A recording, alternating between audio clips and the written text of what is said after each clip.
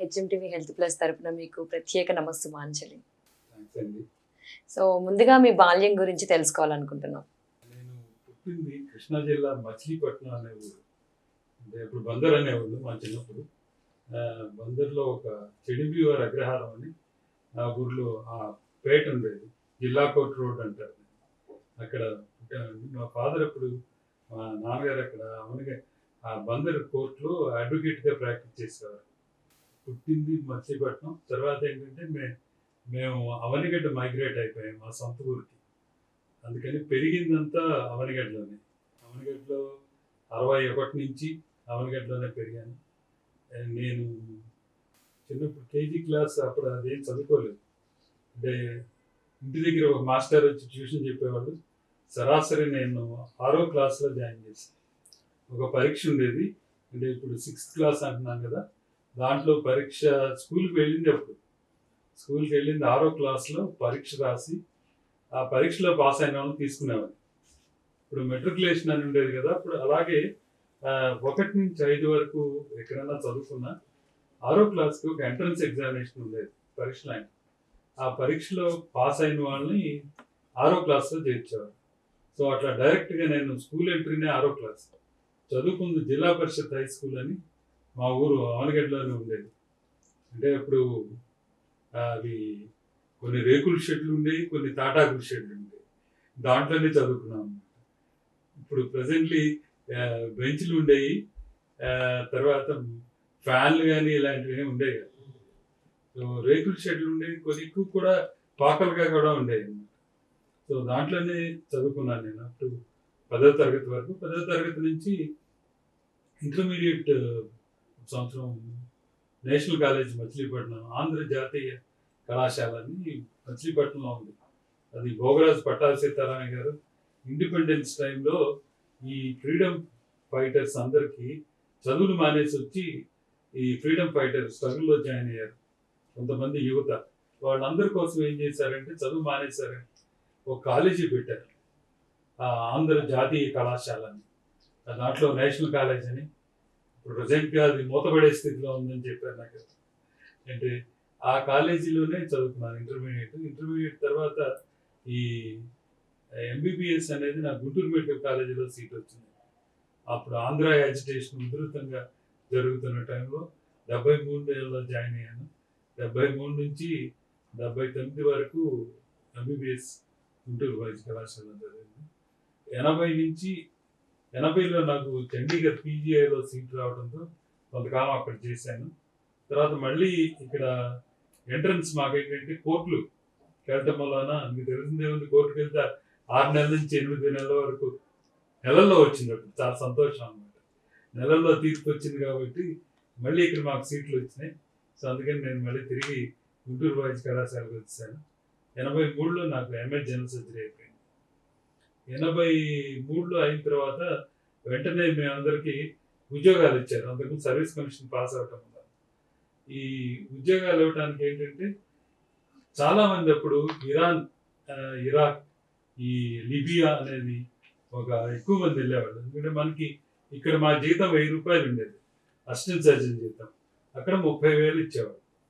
న్యాచురల్గా 30,000 1000 రూపాయలకి చాలా తేడా ఉంటుంది కదా. సో చాలామంది ఆల్మోస్ట్ ఖాళీలు వచ్చేసినాయి గవర్నమెంట్ సర్వీస్లో.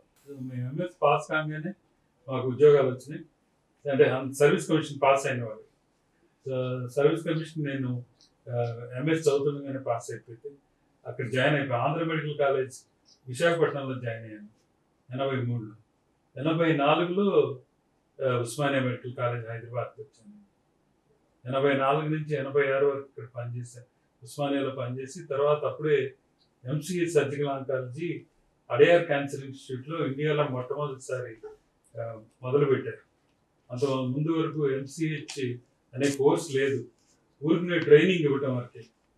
టాటాలోను ఇక్కడ టాటా మెమోరియల్ హాస్పిటల్ వేరే చోట్ల ఏం చేసేవారంటే మనకి ట్రైనింగ్ ఇచ్చి వాళ్ళని మిగతా చోట్లకి పనిచేయడానికి పంపించారు.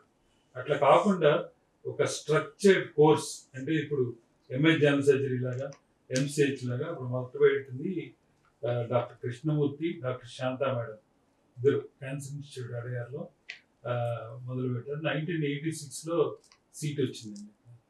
88 వరకు అక్కడే ఉన్నాను. 88లో మళ్ళీ తిరిగి వచ్చాను. క్యాన్సర్ హైదరాబాద్ వచ్చి సర్వీస్లో జాయిన్ అయ్యాను. ఆ తర్వాత సర్వీస్లో కంటిన్యూ. ఓకే. సో అంటే మీరు 5th క్లాస్ వరకు చదవకుండా direct 6th jump direct 6th class. ఆ రోజులు అలా ఉండేదమ్మా. మేము కేజీ క్లాస్కి వెళ్ళలేదు. మా ఇంటికి ఒక మాస్టర్ వచ్చి చెప్పేవాళ్ళు, పంచగర్ల కృష్ణమూర్తి గారు అని. ఒక వైరు బెత్తం ఉండేది ఆయన చేతిలో. చదవకపోతే ఆ వైరు బెత్తం చూసే చదవాలి. సో ఆయనే చెప్పేవాళ్ళు. అంటే మామూలుగా మొదట అన్ని క్లాస్ పుస్తకాలు ఉండేవి చదవటం. తర్వాత ఏంటంటే 5వ తరగతి అయిన తర్వాత డైరెక్ట్ ఎగ్జామినేషన్ ఉండేది. సో నేను 5వ తరగతిలో జాయిన్ అయినప్పటికి 8 ఏళ్ళు అనమాట. అంటే అప్పుడు పెద్ద పట్టింపు ఉండేది కాదు. ఈ రోజుల్లో అయితే పరీక్షలు రాయనివ్వరు కానీ, అంటే పైగా ఊరు కదా, ఊర్లో చదువుకున్న వాళ్ళకి కొంచెం ఫెసిలిటీస్ ఎక్కువే ఉంటాయి. సో అందుకని నన్ను మా తెలుగు మాస్టర్, అరే నీకు 10th క్లాస్ చదువు, నీ ఏజ్ సరిపోదామరా, కొంచెం ఎక్కువ వేస్తా అన్నారు. ఇష్టం సార్, మనకేం తెలుసు, మీ నాన్నకి చెప్తాను, నేను ఏదో ఒకటి రాసేసి పరీక్షకి పంపిస్తాను. సో ఆ డేట్ ఆఫ్ బర్త్ దాంట్లో పడిపోయింది. ఒరిజినల్ డేట్ ఆఫ్ బర్త్ వేరు, నా రిజిస్టర్ డేట్ ఆఫ్ బర్త్ వేరు అయిపోయింది. సో క్లాస్ అన్నింటిలో మీరు టాపరా? నేను టాపర్ అని చెప్పను, ఎందుకంటే 8 ఏళ్ళకి దానికి టాపర్ ఎలా ఉంటారు. నేను సెకండ్ అట్లా వచ్చేవాడిని. తర్వాత ఇంటర్మీడియట్లో వచ్చింది. మా మచిలీపట్నంలో అప్పుడు బైపీసీలో మీరు నంబర్ 2 ఫస్ట్ క్లాసులు వచ్చింది. మొత్తం బైపీసీలో 2 ఫస్ట్ క్లాసుల్లో నేషనల్ కాలేజీలో ఒకటి, హిందూ కాలేజీలో ఒకటి వచ్చింది. మా ఇద్దరికి సీట్లు వచ్చినాయి. మా ఇద్దరికి మెడికల్ సీట్స్ వచ్చినాయి. నా గుంటూరు వచ్చింది, ఆయనకి కర్నూలు వచ్చింది. అంటే ఈ రోజుల్లో ఇప్పుడు ఇవాళ చూశాను కదా, 100% మార్క్స్ శ్రీకాకుళం నుంచి ఒక అబ్బాయికి ఈరోజు ఎంసెట్లో. అస్సలు అప్పుడు ఈ ట్రైనింగ్ ఏముందండి, ఇంటర్మీడియట్ పుస్తకాలు చదవడం, పరీక్ష రాయటం. మేము కూడా ఎంట్రన్స్ రాసాం. మేము ఎంట్రన్స్ రాసినప్పుడు మా అదృష్టం ఏంటంటే ఏం లేదు, మా అదృష్టం ఏంటంటే నారాయణ చైతన్య లేరు అప్పుడు. అందుకని మేము ఎక్కడ ఎంట్రన్స్లకి ఎక్కడ కోచింగ్ లేదు, డబ్బులు లేదు. ఒక నెల రోజులు మాత్రం రవి ట్యూటోరియల్ కాలేజ్ అని గుంటూరులో ఒక ఆయన సివిఎన్ దన్ అని ఆయన ఓరియంటేషన్ చెప్పేవాడు. ఒక్క నెల అందరికి చాలా మంది చదువుకునేవాళ్ళు, కొంతమంది అక్కడ కూడా చదివేవాళ్ళు. చదవని వాళ్ళు ఎక్కడైనా చదవరు, చదివే వాళ్ళు ఎక్కడున్నా చదువుతారు. సో అంటే మీరు first bench student, last bench student? First bench. Last bench కాదు, ఇంటర్మీడియట్ లో ఫస్ట్ వచ్చింది. 10th క్లాస్ లో కూడా ఫస్ట్ క్లాస్ వచ్చింది. నాకంటే ఇంకొక ఆయన ఉండేవాడు మా క్లాస్మేట్, నాకంటే ఎక్కువ మార్కులు వచ్చినాయి 10th క్లాస్. కవిత వెంకట సూర్యనారాయణ ప్రసాద్ అని ఓఎన్జీసీలో తను సీనియర్ కెమిస్ట్రీగా రిటైర్ అయిపోయాడు. ఓకే. సో వాళ్ళ నేమ్స్ కూడా ఇప్పుడు భలే గుర్తుపెట్టుకున్నారు మీ క్లాస్మేట్స్ 10th క్లాస్ అయినా. సో అండ్ అల్లరి బాగా చేసేవాళ్ళ చిన్నప్పుడు? అంటే మాకు అక్క చెల్లెళ్ళు లేరు, అన్నదమ్ములు లేరు. మీరు ఒక్కళ్ళేనా? ఇంకా అల్లరి ఏం చేస్తాం. మా ఫాదర్ ఇంట్లో ఆ రోజుల్లో రేడియోనే ఉండేది, టీవీ లేదు కదా. రేడియో పెట్టడానికి కూడా ఆయన ఉండటానికి, ఆయన ఆఫీస్లో కూర్చున్న టైంలో రేడియో పెట్టడానికి కూడా బయటికి వెళ్ళి ఆడుకునేవాడు. అంతేగాని ఇంట్లో పిన్ డ్రాప్ సైలెన్స్ ఉండేది. ఈ రోజుల్లో అందరూ ఇంట్లోనే ఆడుతున్నారు, బయటకు అసలు వెళ్ళడానికి ఆప్షన్ లేదు, ఫోన్స్ ఉన్నాయి కాబట్టి చేతిలో. అసలు ఫోన్ అనేది unimaginable. So okay. And me studies గురించి చెప్పారు, అండ్ మీ ఉద్యోగ జీవితం గురించి చెప్పండి. ఉద్యోగ జీవితం అంటే నేను మొదట ఆంధ్ర మెడికల్ కాలేజీలో జాయిన్ అయ్యాను. ఎంఎస్ అయినా ఆల్మోస్ట్ 2 నెలల్లో జాయిన్ అయ్యాను. ఇక్కడ హాస్టల్లోనే ఉండేవాడిని. నేను మా ఎంఎస్ నాతో పాటు చదివిన ఇంకొక అతను, నా ఫ్రెండ్, ఇద్దరం కలిసి ఉండేవాడు. అంటే ఆల్మోస్ట్ రోజుకి 12 గంటలు హాస్పిటల్లోనే ఉండేవాడు.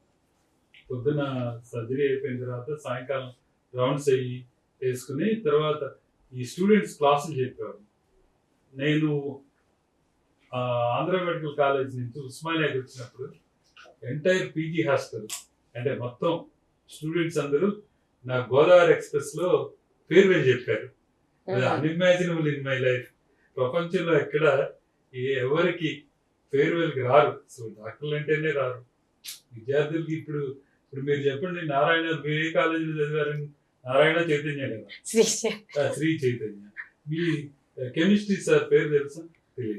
తెలియదు. ఇప్పుడు మాకేంటంటే ఇట్ ఈస్ బేసికల్ ఏంటంటే టీచర్ ఓరియంటెడ్, మీరేంటి కార్పొరేట్ ఓరియంటెడ్ ఎడ్యుకేషన్, అది డిఫరెన్స్. సో మాకు మొత్తం హాస్పిటల్ వాళ్ళందరూ నా పేరు చెప్పారు. నాకు అప్పుడు అయితే టీచింగ్లో రియల్ ఎంజాయ్మెంట్ ఉందని రోజు క్లాసులు చెప్పేవాళ్ళం. సో వాళ్ళందరూ గోదావరి ఎక్స్ప్రెస్లో వస్తున్నప్పుడు మొత్తం హాస్టల్ అంతా వచ్చి పేరు చెప్పారు, బ్యాగులు మోసారు పాపం. ఇప్పుడు వాళ్ళందరూ చాలా పెద్ద పెద్ద సర్జన్స్ అందరూ అయ్యారు. వాళ్ళందరూ వచ్చి పేరు చెప్పడం అది రియల్లీ ప్లెజెంట్ మెమరీ అనమాట. ఇప్పుడు ఉస్మానియాలో పనిచేశాను, వాళ్ళు కూడా చాలా ఎఫెక్షనేట్గా ఉంటారు. ఓకే.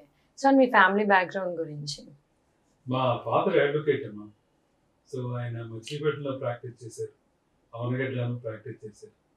85లో ఆయన రాజకీయాల్లోకి వచ్చారు, అయిష్టంగానే వచ్చారు. ఎన్టీ రామారావు గారి టైంలో ఆయన ఏంటంటే మా ఫాదర్కి ఎన్టీ రామారావు గారు తెలియదు, ఆయన టికెట్ కోసం అడగలేదు, వాళ్ళే సెలెక్ట్ చేసి టికెట్ ఇచ్చారు. ఇప్పుడు పాస్బుక్లు చూసి ఇస్తున్నారు టికెట్లు, బ్యాక్గ్రౌండ్, ఫైనాన్షియల్ చెక్. మా ఫాదర్ ఎన్టీ రామారావు గారిని కలవలేదు అసలు. సో ఎవరో చెప్పారండి, మండల కృష్ణారావు గారిని, అంటే పెద్ద బుద్ధప్రసాద్ అని ఉన్నాడు కదా వాళ్ళ ఫాదర్, ఆయన ఓడించాలంటే ఈయనైతే గెలవగలని. సో ఆయన పిలిచి టికెట్ ఇచ్చారు. ఈయన ముందు నేను రానన్నారు, తర్వాత వచ్చేటప్పటికి ఆయన చైతన్య రథంకి వెళ్ళిపోయారు. సో విజయవాడలో చైతన్య రథం వచ్చినప్పుడు తీసుకొచ్చి ఈయన మీ అవనగడ్డ క్యాండిడేట్ అని అప్పటి వరకు క్యాండిడేట్కి ఎన్టీ రామారావు గారు క్యాండిడేట్ ఎవరో తెలియదు. అలాంటి పరిస్థితి. ఫస్ట్ టైం కంటెస్ట్ చేశారు 85లో, మెజారిటీతో గెలిచారు ఫస్ట్ టైం. అందులో ఆయన అప్పటికి 3 సార్లు మంత్రి, ఎంపీ ఒకసారి, జెడ్పీ చైర్మన్ చేశారు బాలకృష్ణ. తర్వాత ఒక 89లో మళ్ళీ తెలుగుదేశం మొత్తం వాషౌట్ అయిపోయింది ఆంధ్రప్రదేశ్ మొత్తం మీద. వంగవీటి రంగాన్ని చనిపోయినప్పుడు అసలు తెలుగుదేశం ఎక్కడా లేదు. అవనగడ్డలో మళ్ళీ ఫాదర్ గెలిచారు, తెలుగుదేశం గెలిచింది, గెలిచారు తక్కువ మెజారిటీ, 400తోనో అంతే గెలిచారు. మళ్ళీ 94లో ఎన్టీ రామారావు గారు మళ్ళీ సీట్ ఇచ్చారు, మళ్ళీ గెలిచారు. సో 3 సార్లు గెలిచారు, తర్వాత మానేశారు. రాజకీయాల నుంచి తప్పుకోలేదు. అంటే ఈ జనం ఏదన్నా, మా ఏరియా అంతా చాలా పేద ఏరియా. అంతకుముందు ఇది ఫ్రాక్షన్ విలేజెస్. మీకు రాయలసీమ ఎట్లా ఉండేదో అలా ఉండేది, అంటే నరుక్కోవటం, చంపుకోవటం అట్లా. ఈయన వచ్చిన తర్వాత ఏంటంటే ఎడ్యుకేషన్ సిస్టమ్ ఇంప్రూవ్ చేశారు, ఇన్ఫ్రాస్ట్రక్చర్ డెవలప్మెంట్ చేసి స్కూల్ చేసిన తర్వాత ఇప్పుడు టోటల్గా అసలు ఫ్రాక్షన్ కల్చరే లేదు. రెండోది, మా ఒక్క విలేజ్ నుంచి ఆల్మోస్ట్ 100 మంది ఈరోజు యుఎస్లో ఉన్నారు. ఎందుకంటే ఈ చదువుకున్న పిల్లలందరూ ఇంతకుముందు ఏంటి, కర్రలు తీసుకుని రోడ్డు మీదకి వచ్చేవాడు గొడవలకి. అందరూ చదువుకున్నారు, చాలా మంది యుఎస్ వెళ్ళిపోయారు. ఈ యుఎస్ఎల్గా మిగిలిన వాళ్ళు ఎవరన్నా ఉంటే హైదరాబాద్ చిన్న చిన్న ఉద్యోగాలు చేసుకుని ఉన్నారు, కానీ కొట్లాట్లకు వెళ్ళేవాళ్ళు లేరు. ఒకసారి అట్లా వెళ్ళిపోయి చదువుకో వచ్చిన తర్వాత వాళ్ళకి వాల్యూ తెలుస్తుంది అసలు, మనం ఎందుకు ఇంకోటి కోసం కర్ర తీసుకుని కొట్టుకోవాలని. ఇప్పుడు చచ్చేవాడు, చంపినోడు ఇద్దరు చుట్టాలే ఉంటారు, కానీ వాళ్ళు ఏదో పార్టీ, తెలుగుదేశం అన్నప్పుడు, కాంగ్రెస్ అన్నప్పుడు, అక్కడ తెలుగుదేశం కాంగ్రెస్ లీడర్లు ఎవరు కొట్టుకోరు, వీళ్ళు కొట్టుకు చచ్చిపోతారు. అది ఏంటంటే ఒక మనిషి తగ్గితే ఆటోమేటిక్గా రెండో వాడు గొడవలు ఉండవు. ఈయన ఎప్పుడు ఏంటంటే మా ప్రిన్సిపల్ ఒక్కళ్ళు కానీ కంట్రోల్ చేయగలిగితే ఆటోమేటిక్ తగ్గిపోయింది. చదువు పెరిగింది, ఎడ్యుకేషన్ పెరిగింది. న్యాచురల్గా ఒకసారి పెరిగేటప్పటికి ఈ ఫ్రాక్షన్ విలేజెస్ తగ్గిపోతాయి. మీరు చూడండి, రాయలసీమ నుంచి ఇప్పుడు హైయెస్ట్ చదువుకున్న పిల్లలు ఎక్కువ మంది ఉంటారు. ఈ రోజున కూడా మీకు ఫస్ట్ సెకండ్ వచ్చిన వాళ్ళు తాడిపత్రి నుంచి, తెలంగాణలో ఉన్నా కూడా వాళ్ళు basically hails from Tadipatri. Again Tadipatri is a fraction village. అదే అన్నమాట. సో అంటే అప్పుడు ఎందుకు, రీజన్ ఏంటి అంటే తప్పుకోవడానికి, అంటే వదిలేయడానికి రాజకీయాల నుంచి అట్లా? అంటే చాలా కారణాలు ఉన్నాయి. వీళ్ళందరూ ఎన్టీ రామారావుతో పనిచేస్తున్నారు. నౌ ది సిస్టమ్ అనేది కొంచెం తేడా ఉంటుంది కదా. అక్కడికి బాబు గారు ఇస్తా అన్నారు కానీ నచ్చలేదు, తర్వాత మానేశారు. ఓకే. సో సిస్టమ్స్ మార్పులు కూడా ఉన్నాయి ఇప్పటికీ. అసలు అప్పుడు రాజకీయాలకి ఇప్పుడు రాజకీయాలకి అయితే చాలా. సంబంధం మాకు ఫస్ట్ ఎలక్షన్ కి 1,45,000 అయింది. ఖర్చు. Day 1 to day మొత్తం ఎలక్షన్ అయిపోయే వరకు. అయిపోయే వరకు, ఇంక్లూడింగ్ నామినేషన్ వచ్చే వరకు. సారా పంచడం లేదు, ఓటు కొనడం లేదు, రెండు లేదు. జస్ట్ ఓటుకి అయ్యే అంటే ఈ నామినేషన్. బేసిక్ ఖర్చులు ఉంటాయి కదా, ఈ కార్లు, తర్వాత 196 పోలింగ్ బూత్స్ ఉండేవి మాకు. బూత్ కి 50 రూపాయలు ఇచ్చేవాళ్ళు, 50 నుంచి 100. అది మేజర్ ఎక్స్పెన్స్. ఎన్టీ రామారావు గారు వస్తే మీటింగ్ 10,000 అయ్యేది, అది ఒక మేజర్ ఎక్స్పెన్స్. ఇప్పుడు ఒక ఊరికే అవ్వట్లేదు, కోట్లు కోట్లు అవుతున్నాయి. సో అంటే మమ్మీ హౌస్ వైఫ్. ఓకే. మా అమ్మ నేను చాలా మంది అడిగారు, మాకు ఆడపిల్లలు లేరు కదా, సో ఎలక్షన్కి రమ్మని క్యాంపెయిన్. ఎందుకంటే మండలకృష్ణ గారి ఇంట్లో వాళ్ళకి 2 అమ్మాయిలు ఉన్నారు, కోడలు వాళ్ళు ఉన్నారు కదా. అంటే మా అమ్మ చెప్పింది, నేను ఎప్పుడు రాను, ఓడిపోయినా పర్వాలేదు. వచ్చి మా మదర్ ఇంట్లో అంత ముందు కూడా ఏ రోజు 100 మంది తినేవాడు. అంటే క్లయింట్ వాళ్ళు కూడా ఆ రోజుల్లో హోటల్స్ ఉండేవి కాదు కదా, మనం వచ్చిన వాళ్ళు, వాళ్ళతో పాటు వచ్చిన వాళ్ళు, ఊరి నుంచి ఏదైనా వచ్చిన వాళ్ళు ఎక్కువ మంది తినేవాళ్ళు. అందుకని వండి పెట్టేవాడు అనమాట. అందుకని ఒకళ్ళు ఎవరో కమెంట్ చేశారు తను చనిపోయినప్పుడు, ఆమె డొక్కా సీతమ్మ పవన్ కళ్యాణ్ అంటే వచ్చిన వాళ్ళందరూ వండి పెట్టేది. ఆయన ఎప్పుడు బయటకు వెళ్ళాలి, ఎలక్షన్ చేయాలి. సో అలాగే మీ గోల్ చిన్నప్పుడు ఏమనుకున్నారు, నేను నా గోల్ ఇది అవ్వాలి అని? నాకు అప్పుడు మ్యాథ్స్ లో 100 అవుట్ ఆఫ్ 100 వచ్చినాయి. సో ఎంపీసీ తీసుకుందాం అనుకున్నాను. అప్పుడు లాస్ రెసిషన్ ఉంది ఇంజనీరింగ్ కి. అసలు ఇంజనీరింగ్ ఉద్యోగాలు లేవు అప్పుడు. అంటే దేర్ ఆల్ ఆన్ రోడ్స్, ఖాళీగా ఉన్నారు. అప్పుడు మా ఫాదర్ చెప్పారు, నువ్వు అసలు ఎంపీసీ తీసుకోవడానికి. అదే ఆయనకి ఏదో మెడిసిన్ చేయించాలని ఉండేది. దానికి కూడా ఒక కారణం ఉంది. మా ఊర్లో ఒక ఆయన రాధాకృష్ణారావు గారిని, పాపం సైకిల్ మీద ఉండేవాడు, ఎంబీబీఎస్ ఆయన అందరికీ బాగా సర్వీస్ చేసేవాడు. ఓకే. సో ఆయన చూసి కొంత ఫాదర్ అనిపించింది, advocates profession are dealing with litigants and criminals. తెలియదు ఎవరు కోర్టుకు ఎక్కుతాడు, ఏదో లిటిగెంట్ అని ఎక్కుతాడు, క్రిమినల్ అని ఎక్కుతాడు. సో వీళ్ళు ఏంటి అవసరానికి వస్తారు కదా, అందుకని ఈ థాట్. సో అంటే మీరు బైపీసీ తీసుకున్నాక అప్పుడు అనిపించింది, అంటే డాక్టర్ అవ్వాలని అనిపించిందా, లేకపోతే మీ మెడికల్ దాంట్లో? డాక్టర్ కావాలని తీసుకున్నాను. ఓకే. సో అంటే చిన్నప్పుడు ఇంజనీర్ అవ్వాలని, యాక్టర్ అవ్వబోయి డాక్టర్ అవ్వాను అంటారు. ఇంజనీరింగ్ అనేది మ్యాథ్స్ అంటే ఇంట్రెస్ట్ ఉంది. ఓకే. నాకు ఎప్పుడు 100 సైన్స్ లో వచ్చేది, అబద్ధం చెప్పలేదు. 85 అలా వచ్చాయి, కానీ మ్యాథ్స్ 100 అవుట్ ఆఫ్ 100 వచ్చింది. ఓకే. ఫస్ట్ టైం మేము చదువుకున్నప్పుడే కాంపోజిట్ మ్యాథమెటిక్స్ అని ఇంట్రడ్యూస్ చేశారు. తెలుగులో భాస్కర్ గణితం అనేవాడు. నేను తెలుగు మీడియంలో చదువుకున్నాను. ఓకే. ఇంటర్మీడియట్ కూడా. ఓకే. అక్కడి నుంచి only MBBS English medium. So అప్పుడు మీకు టఫ్ అనిపించలేదా? ఆబ్వియస్లీ ఉంటుంది టఫ్ కొంచెం కష్టం ఉంటుంది, పర్వాలేదు. ఓకే. నేను వన్ మంత్ రెండెండ్ మార్టిన్ అనే గ్రామర్ ఉంది, దాన్ని మొత్తం page 1 to page last page Valli వేయటం అంటారు. తెలుగు తెలుసా మీకు? గంటతో పట్టు, వాళ్ళకి గంటతో బట్టి కాదు అంటే each and grammar, verbs, pronouns అన్ని చదివించారు నాకు. సో అలాగే మీ ఫ్యామిలీ బ్యాక్గ్రౌండ్, మమ్మీ డాడీ గురించి చెప్పారు. ఇప్పుడు మీ జనరేషన్, మీ తర్వాత జనరేషన్ గురించి. మా శ్రీమతి గైనకాలజిస్ట్, ఎంబీఏ చేస్తుంది హైదరాబాద్ లో. డాక్టర్ సంబంధమే వచ్చింది. డాక్టర్ అలాగే కాదు, మా ఫాదర్ కి ఆయన ఫ్రెండ్, వాళ్ళ ఫాదర్ కూడా అడ్వకేట్, హైకోర్టులో ప్రాక్టీస్ చేసేవాడు ఆయన. సో చాలా కాలం నుంచి పరిచయం ఉండటం వలన జరిగింది అనమాట. అప్పటికి ఆయన చనిపోయారు, పెళ్ళేయడానికి చనిపోయారు. తర్వాత మా అమ్మాయి సేమ్ సర్జికల్ ఆంకాలజీ చేసింది, నాలని ఎంఎస్ ఎంసీఏ చేసింది. తర్వాత నాకంటే కూడా కొంచెం ఎక్కువ చేస్తుంది, బ్రెస్ట్ ఆంకాలజీ చేస్తుంది. MCh breast surgical oncology, general surgery MS చేసింది, ఎంసీ సర్జికల్ ఎంఎస్ మళ్ళీ ఆంకోప్లాస్టిక్ బ్రెస్ట్ సర్జరీ అని ఇంకోటి చేసింది. సో అది మా అమ్మాయి. మా అల్లుడు ఇంజనీరింగ్ బ్యాక్గ్రౌండ్, తను మాస్టర్స్ ఎంబీఏ చేశారు యుఎస్లో, ఇంజనీరింగ్ బ్యాక్గ్రౌండ్. ఆయన బిజినెస్ చేసుకుంటారు. వాళ్ళు దీంట్లో ఉన్నారు ఇప్పుడు, అంటే డెవలప్మెంట్ ఆఫ్ సర్టన్ మాలిక్యూల్స్ వాటిలో అక్కడ యుఎస్ లోనే వచ్చారు, ఇక్కడే చేసుకుంటారు. ఓకే. మా అబ్బాయి మా ఫాదర్ దాంట్లో వెళ్ళాడు, 5 years లా కోర్స్ చేశాడు. తను మా డాటర్ లో కూడా 5 years లా కోర్స్. చేసింది. వాళ్ళిద్దరు అడ్వకేట్స్. అంటే అడ్వకేట్స్ అంటే practice. Doctor is working in Deloitte, the legal in charge. తను చేసింది అనమాట, అది ఇంటర్నేషనల్ లా చేస్తే డెలైట్లో వర్క్ చేస్తుంది. మా అబ్బాయి మళ్ళీ హాస్పిటల్ అడ్మినిస్ట్రేషన్ MBA ISPలో చేశాడు. Okay. So he wants to deviate from legal profession. So వ్యవసాయం తను కూడా చూస్తాడు. ఓకే. సో అంటే ఎందుకు రీజన్ ఏమైనా ఉందా డివియేట్ అవ్వడానికి? దాని ఇనీషియల్గా లిటిగేషన్ అంటారు లీగల్ ప్రాక్టీస్లో. కొంతకాలం చేసిన తర్వాత అడ్జస్ట్ కాలేకపోయింది, అందుకని డీవియేట్ ఫ్రమ్. ఓకే.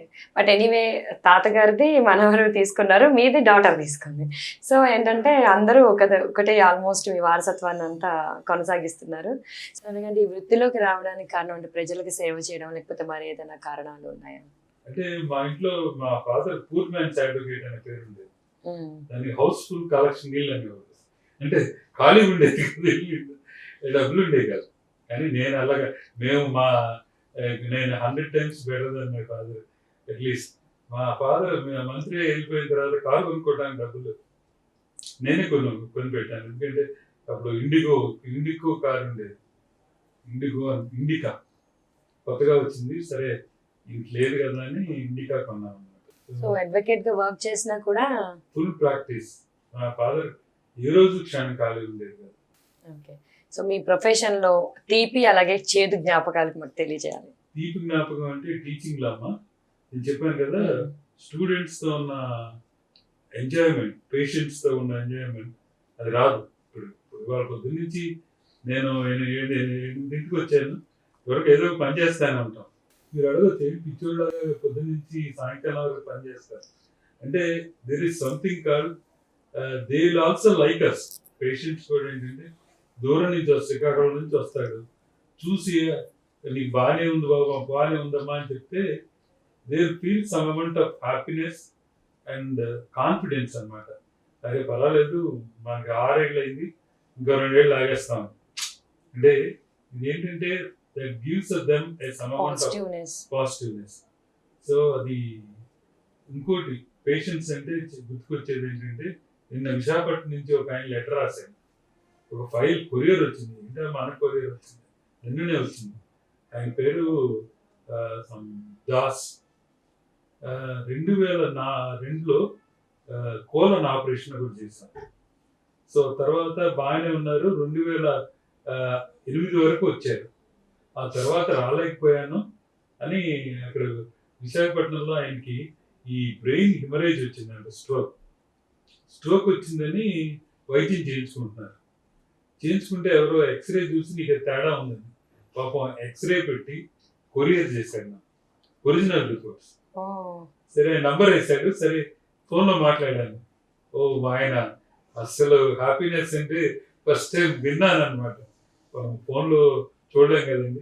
కోర్స్ నాకు పెద్దగా ఈ వాట్సాప్, ఫేస్బుక్, లింక్డ్ఇన్ ఇలాంటివి ఏం వాడను. నేను మామూలు ఫోన్ వాడతాను. ఎప్పుడైనా వాట్సాప్ అనేది తప్పనిసరిగా వాడాల్సి వస్తుంది, అయితే అసలు వాడను సోషల్ మీడియా అనేది రాదు. సో అయితే మాట్లాడినప్పుడు వెరీ కంఫర్టబుల్. అది అలాంటివి చాలా వస్తాయి దీంట్లో, ఏ రోజు ఉంటాయి. మొన్న ఒక ఈ ఎమ్మెల్యే ఎదుర్కొండ గుడి పూజారి కొడుకు పాపం, వాడు 9 ఏళ్ళు, వాడికి బోన్ ట్యూమర్ వచ్చింది. సరే అని చేశాను.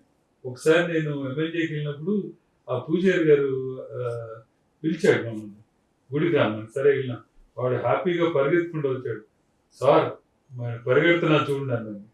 అందుకంటే ఇంకేం కావాలి మీకు చెప్పండి. వాడు పరిగెడుతున్నాడంటే బోన్ తీసేసిన తర్వాత వెరీ హ్యాపీ కదండి. చేదు జ్ఞాపకాలు ఏమైనా ఎదురయ్యాయా? చేదు జ్ఞాపకాలు ఉంటాయి. ఒక్కొక్కసారి మేజర్ సర్జరీ చేసిన తర్వాత ఏంటంటే మనం చెప్తాము ముందే మేజర్ సర్జరీ ఉంటుందని, అన్నీ చేసి కొన్ని ఏమవుతుందంటే ఒక్కొక్కసారి ఈ అన్ఎక్స్పెక్టెడ్గా విత్ ఇన్ షార్ట్ టైం ఏదో ఒకటి జరుగుతూ ఉంటుంది పేషెంట్స్. అప్పుడు కొంచెం మనకే బాధ అనిపిస్తుంది. చేదు జ్ఞాపకం అంటే అలాంటి. సో అంటే ఇప్పుడు వరకు మీరు ట్రీట్ చేసిన పేషెంట్స్ లో మర్చిపోలేని కేసు ఏదైనా ఉందా? చాలా ఉన్నాయమ్మా, తెచ్చుకోలేము. చాలా ఇయర్స్ ఎక్స్పీరియన్స్ లో ఎంతమంది ముందే వచ్చాడు ఒక అతను. 26 ఏళ్ల క్రిందట అతనికి హైండ్ క్వార్టర్ ఆంపిటేషన్ అని చేశాను. ఒక మొత్తం కుడిపక్క కాలు తొంటి మొత్తం తీసేసాం. సో అతను ఒక 7-8 ఏళ్ల కిందట నేను ఊరు వెళ్ళినప్పుడు టీవీఎస్ వేసుకొచ్చాడు ఒక మనిషి, పిలియన్ అన్నమాట, వెనకాల కూర్చొని వచ్చాడు. ఏంటంటే ఏం చేస్తున్నావా అన్నాను. అంటే తాపి వేస్తుంది సార్, నేను కన్స్ట్రక్షన్ చేస్తున్నా అన్నాడు. అంటే నలుగురిని పెట్టుకొని కన్స్ట్రక్షన్ బిజినెస్ లో ఉన్నాడు. నాగాయలంక దగ్గర ఒక ఊర్లో అనమాట, మర్రిపాలెం అనే విలేజ్, అక్కడ నుంచి బిల్డింగ్ కన్స్ట్రక్షన్ చేస్తున్నాను. బాగుంది సార్ నా పని అంటే, so happy that is not only is making money, is giving employment to others and he is doing a very good job. Buildings కడుతున్నా అంటే ఊర్లో బిల్డింగ్ ఏమంటాను, చిన్న ఇల్లు అంటే కదా అలాంటివి కడుతున్నాను, చాలా బాగుందని చెప్పాడు. అట్లా అతను మళ్ళీ వచ్చాడు ఈ మధ్యన, ఏదో బాగాలేదు సార్ అని అక్కడి నుంచి మళ్ళీ వచ్చాడు. సో ఇది చూసినప్పుడు రియలీ ఫీల్ హ్యాపీ, మర్చిపోలేని ఏంటారే హ్యాపీగానే ఉంటుంది. చాలా ఉంది నాకు ఈ సంవత్సరాల ఎక్స్పీరియన్స్ లో. మీకు చాలా ఉంటుంది, ఆల్మోస్ట్ నెలకు ఒకటి రావచ్చు ఆ మర్చిపోలేని మెమరీ అనేది. సో అలాగే అంటే మీకు వచ్చిన అవార్డ్స్ రివార్డ్స్ గురించి తెలియజేయండి. అవార్డ్స్ అంటే ఇవన్నీ ఉంటాయి, కానీ అవార్డ్స్ అనేది పేషెంట్ హ్యాపీనెస్ అవార్డ్ నా ఉద్దేశం. అంతకంటే గొప్ప అవార్డు ఏమి ఉండదు. మిగతా అవార్డ్స్ అన్ని కొన్ని ఏమో ఆటోమేటిక్ వస్తాయి, కొన్ని రికమెండేషన్లతో వచ్చేవి ఉంటాయి.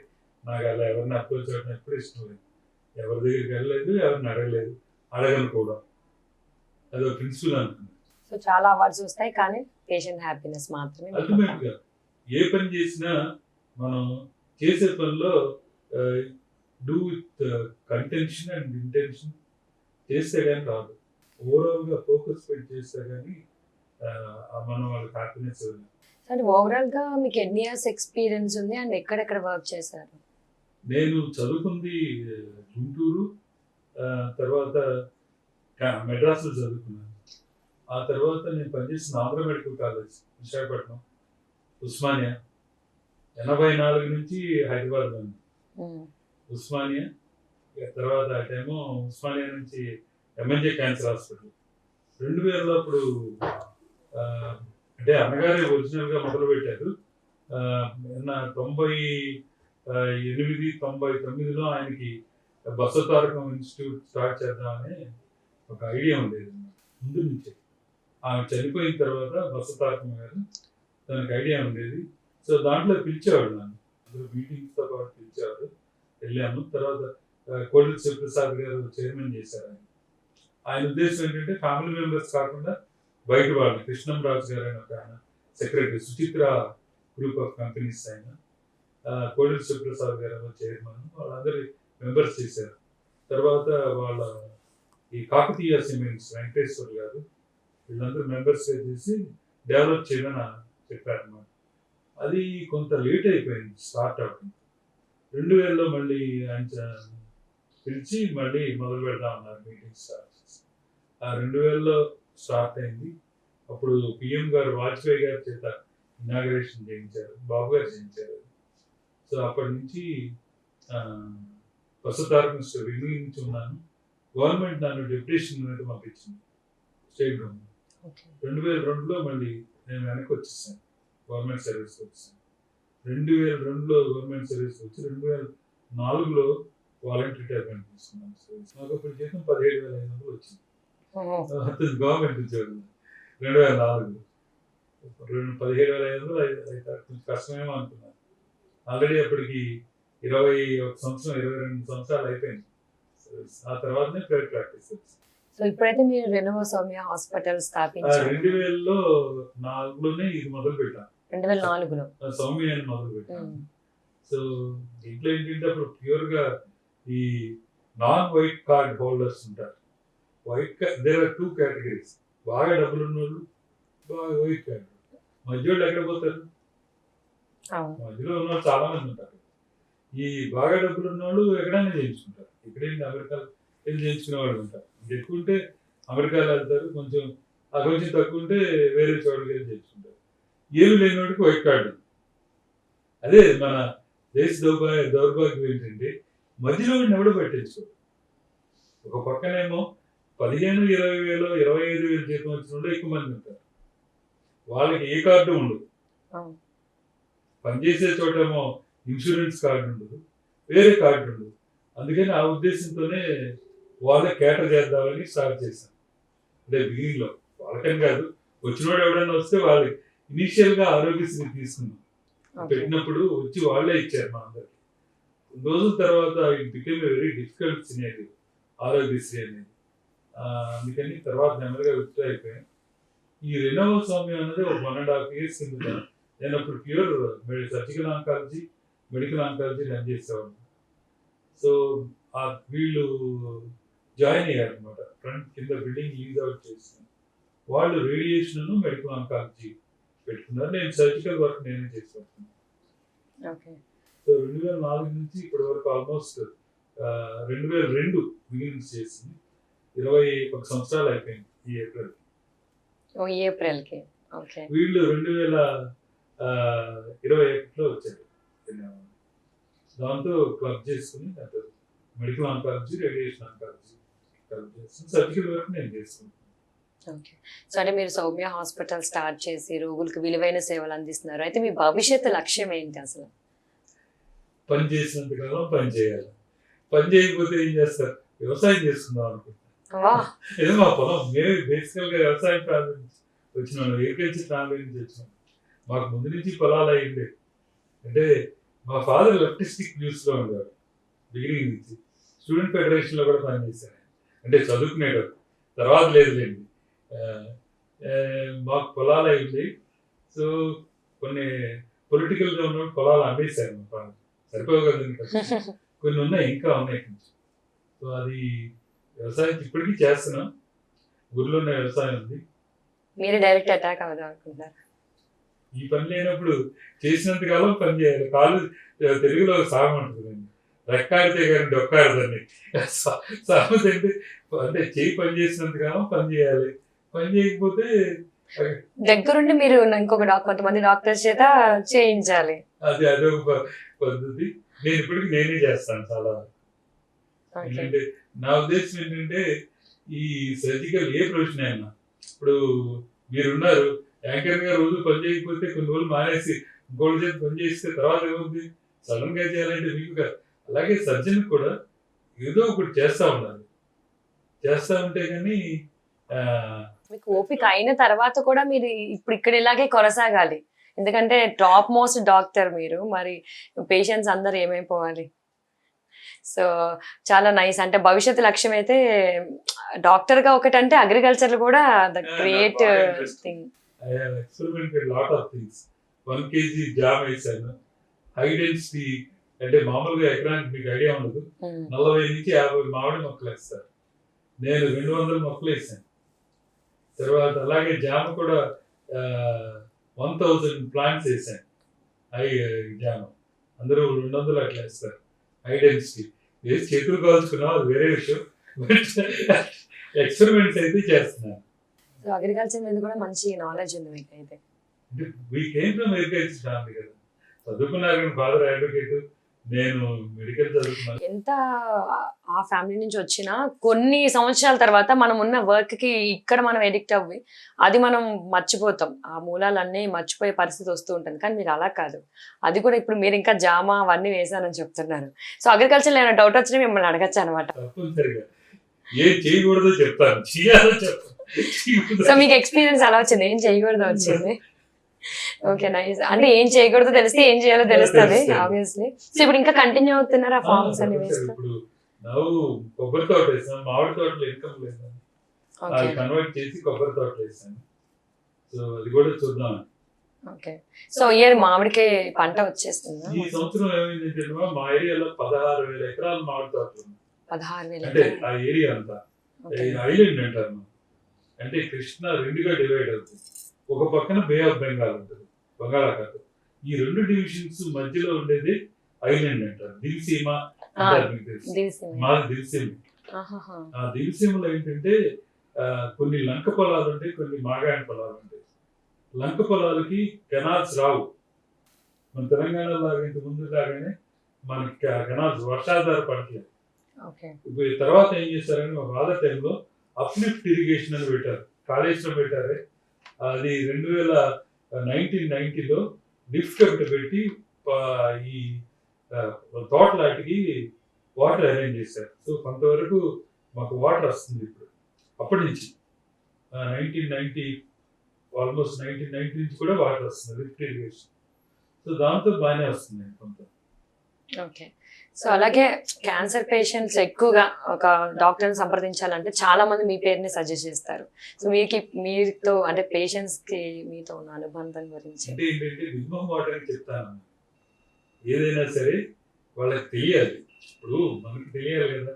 ఇప్పుడు నా దగ్గర డబ్బు లేదనుకున్నాను, డబ్బు లేనప్పుడు నేను ఇది ఒక 100 కోట్ల ప్రాజెక్ట్ చేయమంటే ఎట్లా చేయాలి? నాకు అది ఇష్టం ఉండదు. అందుకని ఏంటంటే పేషెంట్ చెప్తాను, అమ్మా ఇది దీనికి నయమయ్యే స్టేజ్ కాదు, లేదా మీకు నయం అవుద్ది, వైద్యం చేసుకోండి అని.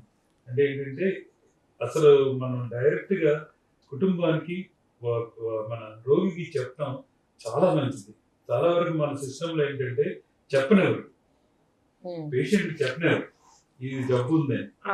అంటే వాళ్ళకి మీరు ఎంతకాలం బతుకుతారని చెప్పకూడదు. ప్రపంచంలో ఎవరు చెప్పలేరు, జ్యోతిష్యుడు చెప్పలేడు, డాక్టర్ చెప్పలేడు, నువ్వు 2 నెలల్లో చచ్చిపోతావని. అది చాలా తప్పు. ఎందుకంటే ఇది మల్టీ ఫ్యాక్టోరియల్ అని ఉంటుంది. అంతా బాగున్నాడు, ఒక రోజులో చచ్చిపోయిన వాళ్ళు ఉన్నారు చాలా మంది. మనం చూస్తాను 24 సంవత్సరాలు ఉన్నాడు, రాత్రి పొద్దున్న లేవడు. అది మన చేతిలో ఉండదు. అందుకని ఏంటంటే క్యాన్సర్ గురించి దాని స్టేజ్ గురించి నేను 3గా డివైడ్ చేస్తాను. ఒకటి ఫస్ట్ క్యాన్సర్ అంటే రోగ నిర్ధారణ, రెండోది type of cancer, A cancer అనేది చూడాలి. ఆ టైప్ ఆఫ్ క్యాన్సర్లో కొన్ని నెమ్మదిగా పెరిగాయంటే, కొన్ని వేగంగా పెరిగాయంటే. మూడోది స్టేజ్.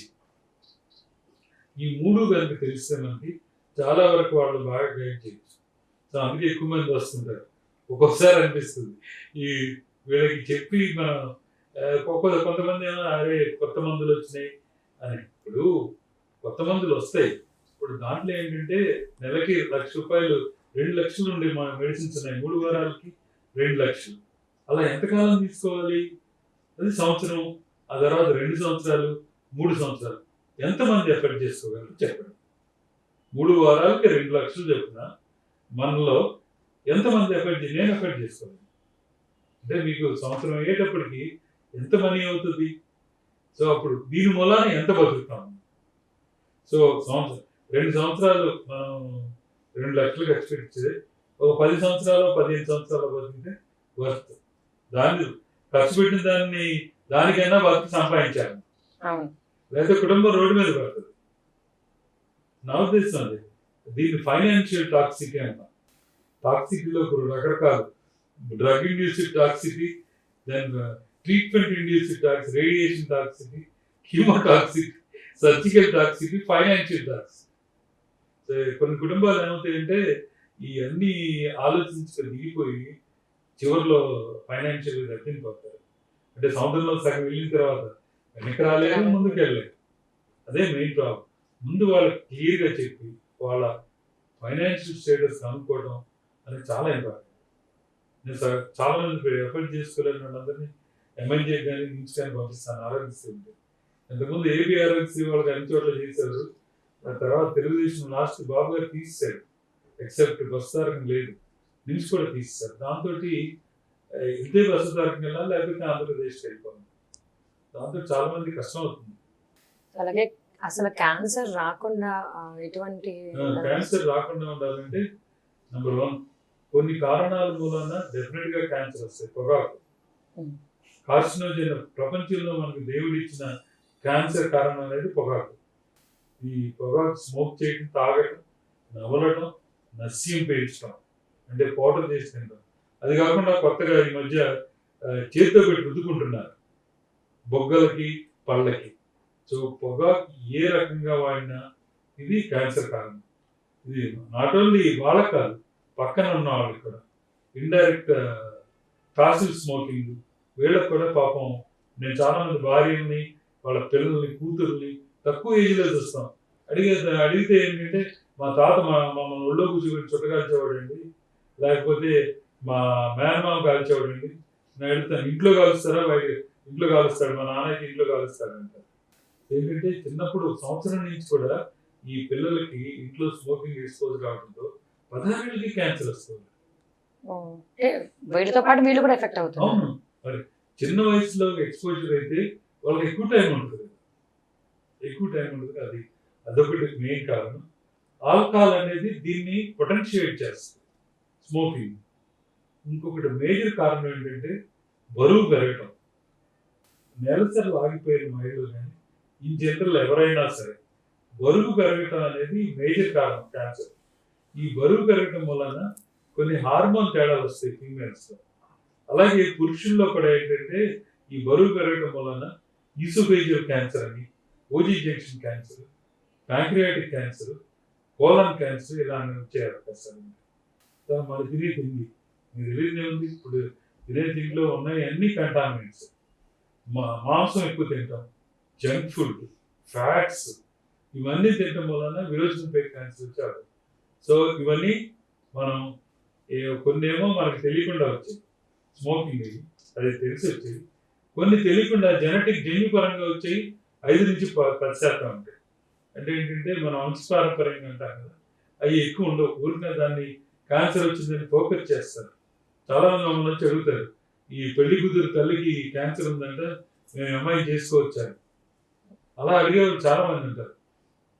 అంటే అందరికీ జన్యుపరంగా క్యాన్సర్ అనేది ఓన్లీ 5 నుంచి 10% ఉంది. సో 90 నుంచి 95 వరకు వీటి మూలాన వచ్చేది.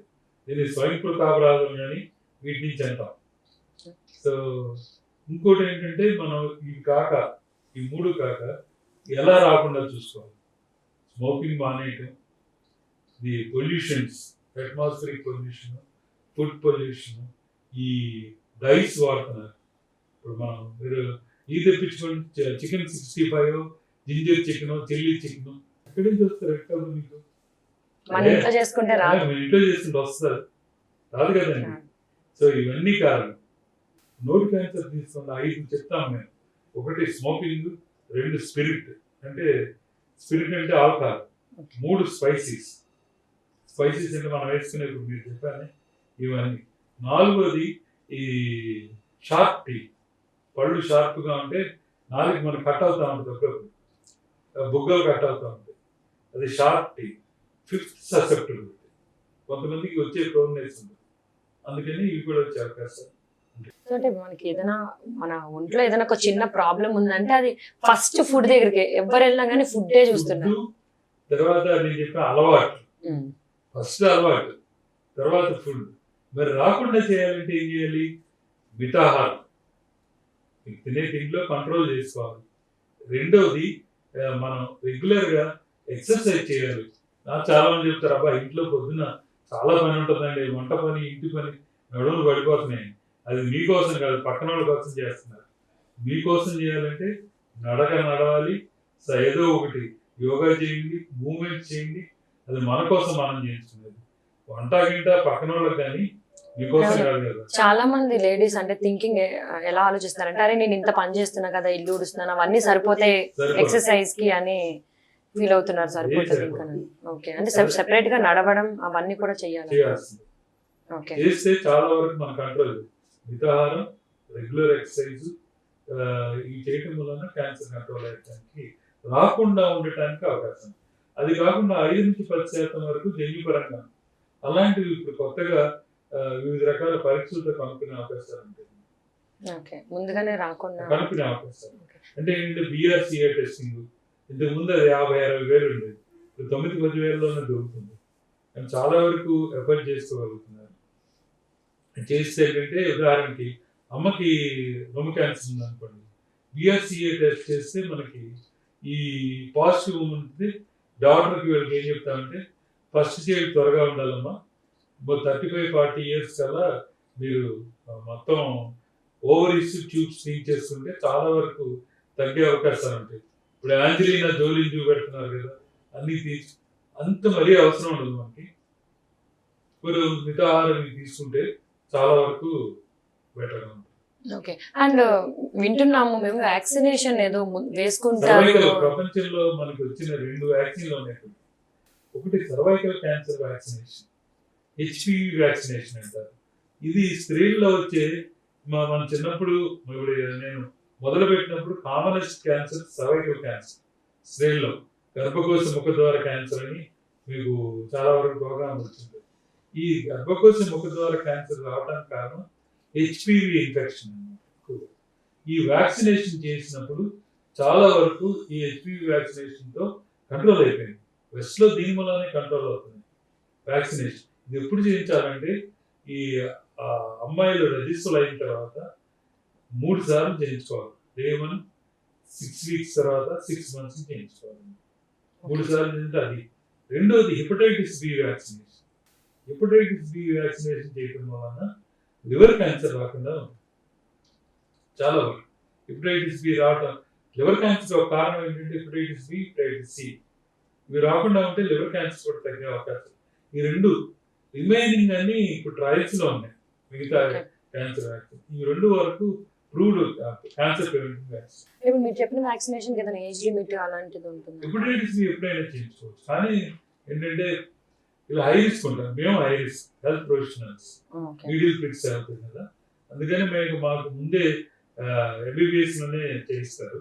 అలాగా కొంతమంది ప్రొఫెషనల్స్ మీరున్నారు, ఇవన్నీ కలుపుతూ ఉంటారు, ఆ లైట్ కలిపిన వీళ్ళందరూ కూడా చేయించుకోవాలి. ఎందుకంటే ఎక్కడైనా దెబ్బ తగలవచ్చు, అక్కడ హెపటైటిస్ బి పాజిటివ్ ఉన్నాయని చేయించవచ్చు కదా, కాబట్టి అందరూ చేయించుకోవడం చాలా వరకు మంచిది. సో అలాగే క్యాన్సర్ వచ్చిన పేషెంట్స్ కి మీరు ఇచ్చే సూచనలు ఏంటి? క్యాన్సర్ వచ్చే పేషెంట్ ఏంటంటే ముందుగా దేనికి భయపడాల్సిన పని లేదు. దొంగ ఎవడన్నా మన వెనకాల పడితే మనం భయపడితే వాడు నిజంగానే వెంటబడతారు, పారిపోతారు. ఎదురు తిరిగితే ఏమవుతుంది, అట్లీస్ట్ నష్టమైతే ఉండదు కదా. సో అందుకని ఏంటంటే నెంబర్ 1 భయపడకూడదు. దీనికి 3 స్టేజ్లు చెప్తాను అన్నమాట నేను. ఒకటి ఏంటంటే స్టేజ్ ఆఫ్ దానికి యాక్సెప్టబిలిటీ ఉండదు, డినైల్ అంటారు. వాళ్ళు ఏమంటారు, అబ్బాయి నాకు క్యాన్సర్ కాదు, that is stage of denial. తర్వాత స్టేజ్ ఆఫ్ డిప్రెషన్, అబ్బా క్యాన్సర్ వచ్చిందని ప్రొఫౌండ్ డిప్రెషన్ లాగా వెళ్తారు. Third is the stage of acceptance. Stage of acceptance వచ్చినప్పుడే మనం చాలా వరకు పేషెంట్స్ స్టాండ్ అవుతారు. మన బాడీలో ప్రతి వాళ్ళకి క్యాన్సర్ కణాలు ఫామ్ అవుతాయి, అందరికీ. కాకపోతే దీనికి ఇమ్యూన్ సిస్టమ్ అని ఉంటుంది, అంటే సెల్ఫ్ ఫైటింగ్ ఏజెంట్స్. అది 1000 క్యాన్సర్ కణాల వరకు చంపేస్తుంది. ఎవరైతే ఈ డిప్రెషన్లోకి పోతారో, ఎవరైతే భయపడతారో, ఎవరైతే ఈ కంటిన్యూస్ గా భయంతో ఉంటారో వాళ్ళకి ఇమ్యూన్ సిస్టమ్ సఫరిస్తుంది. అప్పుడే క్యాన్సర్. ఓకే, సరే ఇమ్యూన్ సిస్టమ్ పెంచుకోవడానికి అంటే మళ్ళీ దానికి ఏదైనా ఫుడ్ కానీ, రెగ్యులర్ ఎక్సర్సైజ్, వాకింగ్, ఆక్సిడేషన్, ఇవన్నీ ప్రాపర్ ఆక్సిడేషన్. అందుకే ఇండియన్ యోగాలో చెప్తారు కదా ప్రాణాయామం. సరే అంటే ఇమ్యూన్ సిస్టమ్ అంటే మళ్ళీ సెపరేట్ ఫుడ్ కానీ అట్లా ఏమైనా మనం చేసి ఇమ్యూన్ సిస్టమ్ పెంచుకోవడానికి ఉంటుంది? అంటే ఫ్రూట్స్, వెజిటబుల్స్, తర్వాత ప్రాపర్ ప్రోటీన్స్. మన కొంత వెజిటబుల్, యానిమల్ ప్రోటీన్స్ కూడా అవసరం, లైక్ గుడ్లు, పాలు, అన్నీ కూడా అవసరం. ఇవి కూడా రీజనబుల్ గానే తీసుకోవాలి, మరీ ఎక్కువ తీసుకోకూడదు. ఇవన్నీ కూడా ఇమ్యూన్ సిస్టమ్ ఇంప్రూవ్ చేస్తాయి. కాకుండా చాలా మంది బి కాంప్లెక్స్ వాడతారు. కాంప్లెక్స్ వాడినంత వల్ల ఇమ్యూన్ సిస్టమ్ ఇంప్రూవ్ అవుతుంది కాదు. విటమిన్ సి ఒకటి, యాంటీ క్యాన్సర్స్, స్కావెంజర్, ఈ యాంటాక్సిడెంట్స్ వచ్చి పనిచేస్తాయి. Antioxidants, fruits and nature will help us. చాలా వరకు నేచరే మనకి ఇమ్యూన్ సిస్టమ్ ఇంప్రూవ్ చేస్తారు, నేచర్ నుంచి వచ్చే తింటారు. అండ్ లైఫ్ స్టైల్ మోడిఫికేషన్ కూడా ఇది ఎసెన్షియల్. లైఫ్ స్టైల్ మోడిఫికేషన్ ఈ రోజున చాలా అవసరం. ఎందుకంటే ప్రతి వాళ్ళు పరిగెడుతున్నారు, పరిగెట్టకుండా ఉండే పరిస్థితి లేదు. ఎందుకంటే స్ట్రగుల్ ఫర్ ఎగ్జిస్టెన్స్. ఆ పరిగెత్తే పరిస్థితిలో కొంత టైము మనకి కేటాయించకపోతే కష్టం. సో మీరు ఎప్పుడు ఇలా నవ్వుతూ ప్లెజెంట్ గా ఉంటున్నారు, సీక్రెట్? సో డాక్టర్స్ అంటే చాలా మంది చూస్తుంటారు చాలా సీరియస్ గా ఒక మైండ్ ఆఫ్ థింకింగ్ తో ఉంటారు, బట్ చాలా ప్లెజెంట్ గా ఉన్నారు మీరు. అంటే ఏంటంటే ఎక్కువ అంబిషన్ లేకపోతే ప్లెజెంట్ గానే ఉంటుంది, అంబిషన్ ఎక్కువ ఉంటే ప్లెజెంట్ గా ఉండదు. అదే రీజన్ అంటే పెద్ద అంబిషన్ ఏంటో లేకపోతే ఏముంటుంది. మీరు ఆరోగ్యంగా ఇంత గ్లామరస్ గా ఉండడానికి మీ డైట్ కూడా చెప్పండి మాకు. మార్నింగ్ నుంచి ఈవినింగ్ వరకు మీ డైట్ కానీ మీ లైఫ్ స్టైల్ కానీ. 5:30కి లేస్తాను, కొంచెం నడుస్తాను, తర్వాత యోగా 1 hour ఉంటుంది. మా సార్ వస్తారు యోగా, రెగ్యులర్ గా 1 hour 10 minutes యోగా చేస్తారు. తర్వాత రోజు పొద్దున్నే మామిడికాయలు తింటాను ఈరోజు. ఎందుకంటే సీజనల్ ఫ్రూట్స్ అంటాం. సో అది తినకుండా ఉండడం. మ్యాంగోస్ తిన్నా, బ్రేక్ఫాస్ట్ అవాయిడ్ చేస్తాను. మ్యాంగోస్ తిన్నప్పుడు టిఫిన్ ఏమన్నా బ్రేక్ఫాస్ట్ ఉండదు. తర్వాత లంచ్ కి ఏదో ఒకటి తినేస్తాం. లంచ్ పెద్ద తినవసరం. అది కూడా స్కిప్ చేస్తారా? స్కిప్ అని ఉండదు. నేను కొంచెం ఎంజాయ్ మై ఫుడ్. కర్రీస్ బాగా తింటాను, క్వాంటిటీ ఎక్కువ తింటాను. రైస్ తక్కువ తినేస్తాను. రైస్ మామూలుగానే తిన్నాను. మేమందరూ came from rice, once upon A time rice for that area. అందుకని ఎక్కువ రైస్ తినమండి. పైగా మేము తినే రైస్ మీరు తినలేరు. మా ఇది ఒక పట్టు ధాన్యం అంటారు. అంటే మిల్లులో ఏంటంటే ఇప్పుడు హ్యాండ్ పౌండ్ అని అమ్ముతున్నారే, అలాంటి రైస్ మిల్స్ లో మామూలుగా మీరు పాలిష్ రైస్ ఉంటాయి కదా, అలా కాకుండా ఒకసారి చేస్తారు. అంటే అవి సింగిల్ పాలిష్ రైస్ అని అంటుంటారు. పాలిష్డ్ రైస్ ఏమో మీరు తెల్లగా దగదగలాడే. Brown rice. బ్రౌన్ రైస్ అంటే అంత బ్రౌన్ కాదు, మామూలుగా ఉంటాయి. అవి తింటాం. వెజిటబుల్స్ ఎక్కువ తింటాం, ఫ్రూట్స్ అండ్ వెజిటబుల్స్. ఈవినింగ్ మరి నైట్ డైట్ కూడా ఏదో ఒకటి తినేస్తాం. అంటే చపాతి తినాలి పర్టికులర్ గా, అలా టిఫిన్ చేయాలి అలాంటి?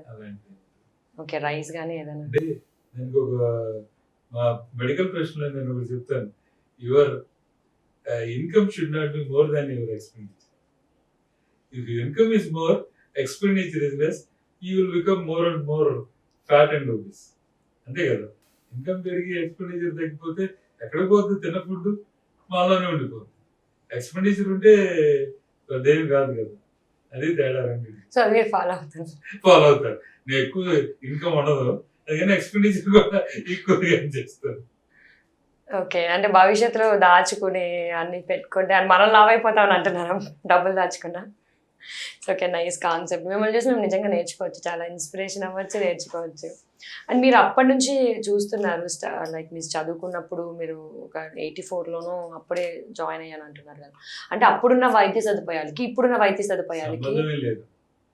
అప్పటికి ఇప్పటికి చాలా రిమార్కబుల్ ఇంప్రూవ్మెంట్. మేము చేరిన కొత్తలో ఎంఎన్జే క్యాన్సర్ హాస్పిటల్లో 1888లో ఆపరేషన్ థియేటర్ లైట్స్ లేవు, డయాథర్మీ లేదు. సో మేము ఎవరన్నా శ్రీరామ్ గోపాల్ ట్రస్ట్ అని ఇక్కడ మలానీస్ అని ఉంటారు, మీకు ఇప్పుడు మహేష్ బ్యాంక్ అని ఉంది కదా, వాళ్ళు వన్స్ అపాన్ ఏ టైం వెరీ రిచ్ పీపుల్, వాళ్ళకు ట్రస్ట్ ఉంది. వాళ్ళని పట్టుకొని హాస్పిటల్కి డొనేషన్ ఇప్పించాం. ఆక్సిజన్ బ్యాంకు, తర్వాత లైట్స్, డయాథెర్మీ మిషన్స్, ఇవన్నీ అప్పుడు కొంచెం వచ్చినాయి. అసలు ఎప్పటికప్పుడు సంబంధం ఏంటమ్మా, అప్పుడు everything depends on the surgeon skill. అంటే హ్యూమన్ స్కిల్ మీదే సక్సెస్ ఆధారపడి ఉండేది. ఇప్పుడు technology has lot of improvement. Human skill ఎంత ఉందో టెక్నాలజీ కూడా అంత డెవలప్ అయింది. అంటే there is a proportionate increase in technology. If human skill combines with both, it gives a maximum result. అప్పుడేంటి, human skill is most important, technology అనేది లేదు అసలు. మనం గమనించాల్సిన విషయం ఏంటంటే అప్పుడున్న జబ్బులు ఇప్పుడు వచ్చిన జబ్బులు అప్పుడు అన్ని ఎక్కువ లేవు, ఇప్పుడు చాలా ఎక్కువగా చిన్న వాళ్ళకి రావడం. దానికి కారణం కూడా ఉంది. మీరు తీసుకుంటే mean human life once we got it independence 1947లో 45 సంవత్సరాలు. 45 సంవత్సరాలు, అందుకే కదా రిటైర్మెంట్ 55 ఏళ్ళు పెట్టింది. 45 సంవత్సరాలు దాటి బతికిన చాలా తక్కువ మంది ఉండేవాళ్ళు. 60కి వచ్చేటప్పటికి 1960-65 వచ్చేటప్పటికి అది 55 సంవత్సరాలు అయింది. అంటే మీన్స్ సర్వైవల్. ఇప్పుడు 70 ఏళ్ళు దావరకు వస్తుంది. సో లాంజివిటీ పెరిగిన కొద్దీ అన్ని జబ్బులు వస్తాయి. It is the disease of age, అంతే కదా. ఎవరు గుండ్రాయిలాగా చచ్చిపోయే వరకు బతకరు, ఎవరన్నా బతుకుతున్నారంటే నమ్మద్దు మీరు. అంటే దేనికి వయసుతో తగ్గ జబ్బులు వస్తాయి. These are the diseases of age. అంటే హార్ట్ ప్రాబ్లమ్స్ రావచ్చు, క్యాన్సర్ రావచ్చు, లేకపోతే షుగర్ వస్తుంది, బీపీ, ఇలాంటివన్నీ ఏంటంటే డిసీజెస్ ఆఫ్ యువర్ లాంజివిటీ. ఇవన్నీ రావడంతో ఒబిసిటీ, లావ్ అయిన తర్వాత కాళ్ళ నొప్పులు, కీళ్ళ నొప్పులు వస్తాయి. ఈ కాళ్ళ నొప్పులు, కీళ్ళ నొప్పులు అంతకుముందు సన్నగా ఉండేవాడు, ఊళ్ళలో కానీ ఎక్కడైనా కానీ పొద్దున వెళ్తే సన్నగా ఉండేవాడు. ఇప్పుడు న్యాచురల్ గా లావ్ అయిన కొద్దీ ఎన్ని జబ్బులు వస్తాయి. సో ఇది లాంజివిటీ పెరిగిన కొద్దీ ఇవన్నీ జబ్బులు పెరుగుతాయి. ఓకే. సో అంటే అలాగే అంటే రోజు ఒక 10 నిమిషాలు వ్యాయామం చేస్తే ఆ రక్త రొమ్ము క్యాన్సర్ వాళ్ళకి ఫలితం ఉంటుంది అని అధ్యయనంలో తేలింది కానీ దీన్ని మీరేమంటారు? తప్పనిసరిగా వచ్చిన వాళ్ళు కూడా, క్యాన్సర్ వచ్చిన వాళ్ళు కూడా ఏ రోజు కనీసం 20 నుంచి 30 నిమిషాల వరకు నడక కానీ ఏదో ఒక వ్యాయామం చేయాలి. మనకి ఇండియన్ స్టైల్లో నడక కుదరకపోతే కనీసం యోగా అన్నా చేయొచ్చు. యోగా మనం ఇంటి దగ్గర చేసేది, అలాంటివి చేసినా కూడా చాలా వరకు ఇంప్రూవ్మెంట్ ఉంటుంది. ఓకే. సో అలాగే అంటే ఆడవాళ్ళలో చూసుకున్నట్లయితే 150 నిమిషాల కన్నా ఎక్కువ ఎక్సర్సైజ్ చేస్తే వాళ్ళలో గర్భాశయం గోడకు సంబంధించి క్యాన్సర్ అది కూడా వచ్చే అవకాశాలు తక్కువ, వచ్చిన వాళ్ళకి కూడా ఫలితం బాగుంటుంది. చాలా వరకు ఏంటంటే వారానికి కనీసం 150 నిమిషాలు ఎక్సర్సైజ్ చేస్తే గర్భకోశ క్యాన్సర్లు అంటే ఎండోమెట్రియల్ క్యాన్సర్లు అంటాం, ఓకే, అది ఓవరీ అండాశయ క్యాన్సర్లు, విరోచనం పేగు క్యాన్సర్లు, ప్యాంక్రియాటిక్ క్యాన్సర్లు, తర్వాత బ్రెస్ట్ క్యాన్సర్, ఇవన్నీ కూడా తక్కువగా వచ్చే అవకాశాలు ఉంటాయి. అంటే క్యాన్సర్ అనేది మనం తీసుకునే ఫుడ్ అని కాదు కానీ వ్యాయామం మీద ఎక్కువగా ఫలితం అనేది వస్తుంది క్యాన్సర్ వచ్చిన పేషెంట్స్ కానీ. అంటే వ్యాయామం అంటారు, వ్యాయామం one of the things which reduces the incidents of cancer. పూర్తిగా పోదు, కొంతవరకు తగ్గిస్తుంది. సో అలాగే రోజు కూరగాయలు వెజిటబుల్స్ అనేది మన డైలీ. తప్పనిసరిగా ఇప్పుడు వెస్ట్ లో మీరు ఆలోచిస్తే పూర్వం అందరూ నాన్ వెజిటేరియన్ డైట్ తీసుకున్నారు, ఏ రోజు వాళ్ళకి అదే ఉండేది. ఇప్పుడు అందరూ ఏంటి, వాళ్ళు వెజిటేరియన్ డైట్స్కి వచ్చారు. ఎందుకు? విరోచనం పేగు క్యాన్సర్ లో విపరీతంగా పెరిగింది, రొమ్ము క్యాన్సర్లు పెరిగింది. అందుకని వాళ్ళు వెజిటేరియన్ డైట్ తీసుకుంటే రొమ్ము క్యాన్సర్లు, విరోచనం పేగు క్యాన్సర్లు తగ్గుతున్నాయి. ఉదాహరణకు మనం చాలా వరకు అందరూ కూడా రోజు ఒకసారి కానీ ఫుల్ మోషన్ అయితే కానీ ఎవరు సాటిస్ఫై అవ్వరు ఇండియాలో, అంటే మన దేశంలో. అదే వాడు అమెరికాలో కూర్చుంటే వాడు 3 రోజులకు ఒకసారి, 4 రోజులకు ఒకసారి సరిగ్గా మోషన్ విరోజనం కాలేదని ఉంటుంది. వాడు తినే తిండి అంతా ఫ్యాట్స్ను, యానిమల్ ఫ్యాట్ను, ఈ నాన్ వెజిటేరియన్ డైట్ కదా. అందుకని వాళ్ళందరూ నెమ్మదిగా వెజిటేరియన్ డైట్కి సాలడ్స్ అని, ఇవన్నీ రా వెజిటబుల్స్, బ్రాకలీస్ ఇవన్నీ తింటే మొదలు పెట్టిన తర్వాత వాళ్ళు కూడా విరోచనం పేగు క్యాన్సర్ నెమ్మదిగా తగ్గుతుంది. సో అండ్ అలాగే వింటూ ఉంటాం అంటే ఒక నూనె ఎక్కువ సార్లు మరిగించి వాడడం వల్ల కూడా క్యాన్సర్ వచ్చే అవకాశం ఉందంటారు. మాడిపోయినవి తిన్నా, ఎక్కువ మాడినవి తిన్నా వస్తుంది అంటుంటారు. స్టమక్ క్యాన్సర్ ఇవన్నీ ఎక్కువ వచ్చే అవకాశాలు ఉంటాయి. ఈరోజు గ్యాస్ట్రిక్ క్యాన్సర్ అంటాం కదండి, అంటే మనం తినే దాంట్లో ఏంటంటే వీటిలో మనం కార్సినోజెన్స్ అని ఫామ్ అవుతాయి. సౌత్ ఇండియన్ గ్యాస్ట్రైటిస్ అని ఇంతకు ముందు నుంచి చాలా కాలం చెప్పారు. ఈ నూనెలు వాడటం వలన, ఎక్కువ బాయిల్ చేసి రీయూజ్ చేసి అప్పటికప్పుడు వాడటం వలన కొన్ని కార్సినోజెన్స్ దాంట్లో ఫామ్ అవుతాయి. అవి తీసుకుంటే న్యాచురల్గా పెరుగుతాయి. ఈ రోజుల్లో వైద్యం అనేది నిజంగా చాలా ఖర్చుతో కూడుకున్న పని.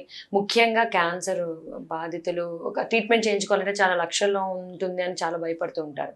మరి ఎప్పుడు ఒక పేదవాడు వైద్యం చేయించుకోవడానికి, ముఖ్యంగా క్యాన్సర్ లాంటి వైద్యం చేయించుకోవడానికి ఎప్పుడు అర్హుడు అవుతారు, ఎప్పుడు అది పాసిబుల్ అవుతుంది? దీని మీద మీ అభిప్రాయం? పేదవాడు అనేవాడికి అసలు మనం ఆలోచించాల్సిన అవసరం లేదు. క్రెడిట్ కార్డు ఉంది, ఆరోగ్యశ్రీ క్రెడిట్ కార్డు, ఎక్కడన్నా ఏ స్టేట్ లో అయినా. కానీ కొంతవరకు లిమిట్ అనేది కూడా ఉంటుంది, అది కూడా చాలా వరకు వాళ్ళకి ఏం పర్వాలేదు. చాలా వరకు ఇప్పుడు ఆంధ్ర ఆరోగ్యశ్రీలో వాళ్ళు పర్సెప్టిన్ అనే మందు ఇస్తున్నారు. ఇప్పుడు అది 40,000, ఇప్పుడు కార్పొరేట్ హాస్పిటల్ 60,000, అలాంటిది సంవత్సరం వస్తుంది ఇస్తున్నారు. అలాగే రిటాక్స్మ్యాబ్ అనే మందు ఇస్తున్నారు, అది 40,000, మనకి 50,000 3 వారాలకి, 6 వారాలకి ఇస్తున్నారు. ఆంధ్ర ఆరోగ్యశ్రీలో ఇచ్చారు, తెలంగాణ ఆరోగ్యశ్రీలో కూడా ఇంక్లూడ్ చేస్తారు అనుకుంటున్నాను. వాళ్ళకి చాలా వరకు బాగుంది. అది కాకుండాను మనకి ఎలాగంటే ఆరోగ్యశ్రీ వచ్చిన తర్వాత మనం అనకూడదు కానీ గవర్నమెంట్ హాస్పిటల్ చాలా వరకు దెబ్బతిన్నాయి. ప్రైవేట్ హాస్పిటల్స్ అన్ని ఆరోగ్యశ్రీకి వెళ్ళిపోయి మీరే అంటున్నారే వాళ్ళు వైద్యం చేసుకోవడం మొదలుపెట్టారు. దీనివల్ల ఏమవుతుందంటే పని నడిచిపోతుంది కదా అనే రాజకీయ నాయకులు అనుకుంటున్నారు. అంటే ఏదో ఒకటి జనం అందరూ ఏదో డైవర్షన్ మ్యానిపులేషన్. ఆరోగ్యశ్రీ వచ్చిన తర్వాత గవర్నమెంట్ హాస్పిటల్ గురించి డెవలప్మెంట్ అనేది, ఇప్పుడు ఫర్ ఎగ్జాంపుల్ మేము పనిచేసేటప్పుడు ఎంఎన్జేలోకి రాకపోతే కొంతమంది చచ్చిపోయేవాడు వైద్యులు. అంటే బయట ఎఫెక్ట్ చేసుకునే పరిస్థితి లేదు. మరి అక్కడన్నా ఫ్రీగా వైద్యం వద్దని అట్లా జరుగుతుంది కాబట్టి చాలా వరకు పేదవాడికి నా ఉద్దేశం బాగలేదు. ప్రాబ్లం వల్ల నాన్ వైట్ కార్డ్ హోల్డర్ మధ్యతరగతి వాళ్ళకి, నేను దానికి మాత్రం పేదవాడి కంటే నేను ఒప్పుకోను. ఇప్పుడు మధ్యతరగతి వాడికి పేదవాడి కంటే అన్యాయం మధ్యతరగతి అంటే ఎవరు? వైట్ కార్డ్ లేనివాడు, జీతం ఎక్కువ లేనివాడు, వాళ్ళు మన మధ్యతరగతి అంటున్నాం. వాళ్ళే అసలైన పేదవాడు.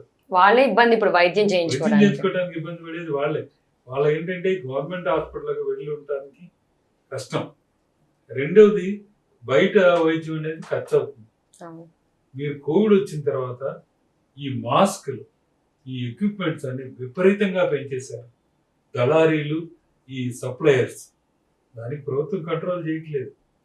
మీరు పెంచిన ఖర్చు సిరంజి దగ్గర నుంచి, సూది దగ్గర నుంచి, కాటన్ దగ్గర నుంచి 2 నుంచి 3 చేశారు.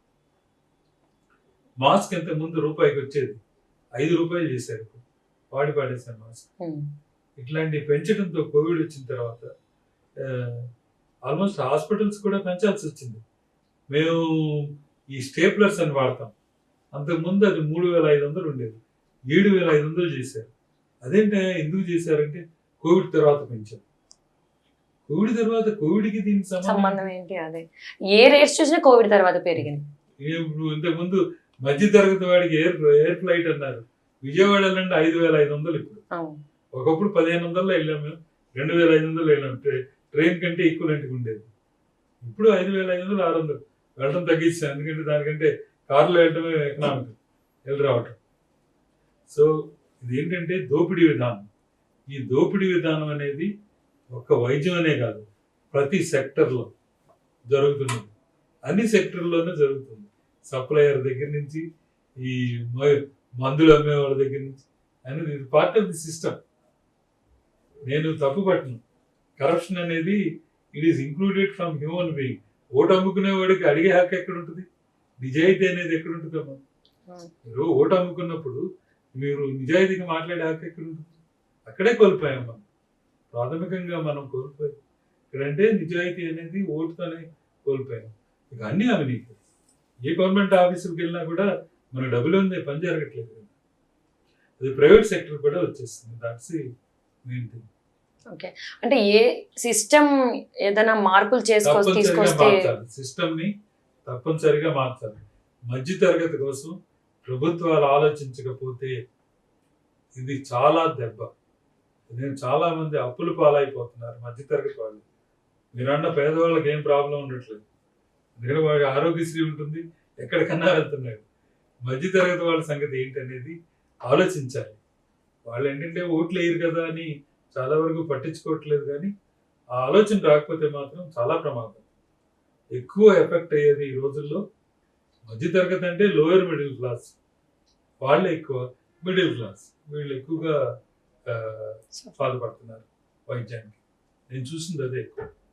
ఓకే, సో గవర్నమెంట్ సిస్టమ్ లో కూడా మార్పు వస్తే ఖచ్చితంగా వాళ్ళకు కూడా వైద్యం, గవర్నమెంట్ సిస్టమ్ లో మనం ఇంప్రూవ్మెంట్ చేసి మధ్యతరగతి వాళ్ళకి కూడా వైద్యం అందజేయగలిగితే, నిజామ్స్ మధ్యతరగతి వాళ్ళకి అందజేయగలిగితే.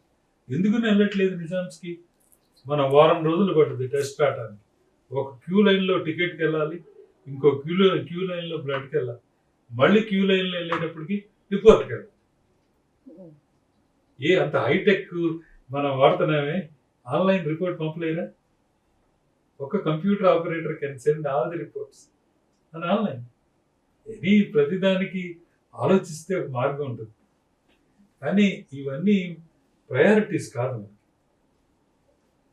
సిస్టమ్కి ప్రయారిటీస్ వేరు. అందుకని ఇవన్నీ చాలా లేట్గా జరుగుతుంది. Thank you doctor Simhadri Chandrasekhararao గారు. మీ విలువైన సమయాన్ని మా కోసం కేటాయించి మీ పర్సనల్ అండ్ ప్రొఫెషనల్ లైఫ్, అలాగే క్యాన్సర్ రాకుండా ఎటువంటి జాగ్రత్తలు తీసుకోవాలని చాలా అవగాహన కల్పించారు. Thank you so much. నమస్తే అండి.